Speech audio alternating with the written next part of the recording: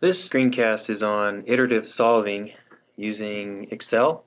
So a lot of times this is used to solve a circular calculation where we might have calculation involving one or many formulas.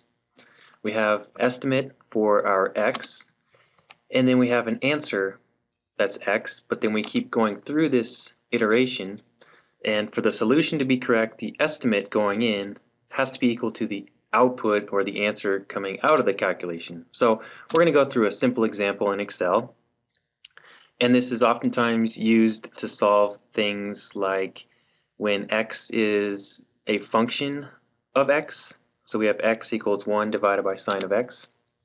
So we provide an estimate, and then we have an answer. So for our simple example, we have an estimate, which we start with, and that provides the answer. And then we'll keep on taking that answer and putting it back into the estimate, and hopefully if you set it up right, it'll converge to a nice value where we have x is equal to 1 over sine of x. So in Excel, we have our initial estimate for x, which is 0.5. Now the output to that is then going to be used as the input for the next iteration. So I'm just going to put a pointer here. The input for the next iteration is the output from the first. I can then copy this formula down, and if I fill down, let's say about 8 iterations, we see that the output 1 over sine x is approaching what you put into it. We can put in an estimate, answer, and keep going. And if we plotted that, you see that as we increase the iteration, we approach a constant x. So this is iterative solving. Another way to do this in Excel is called iterative solving, and you can enable the iterative solver. So I'm going to put in just a guess for x, which will be our initial, and I'm going to have 1 divided by sine x, and I'm just going to put in a formula.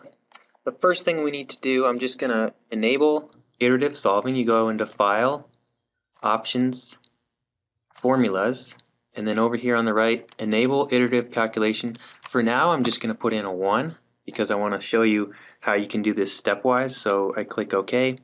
Now to do iterative solving, the output, which is 1 over sine x, is now going to be the input for the next x. So I'm just going to put a formula here, equals this, and if you don't have that iterative solver enabled, this won't work. It'll give you an error. So I press enter. Now the iterations I've set to 1, you'll see that the output now, this is the first iteration, it matches the output. If I go up here to File and if I change the maximum iterations to 100, I'm going to restart this to show you it actually automatically did it. But if I start with 0.5, I've got my formula down here, and now if I do equals this, and it converges on something that's very, very close to 1.114, which is very close to the solution. Whenever you have something x equals a function of x, you might want to think iterative solving.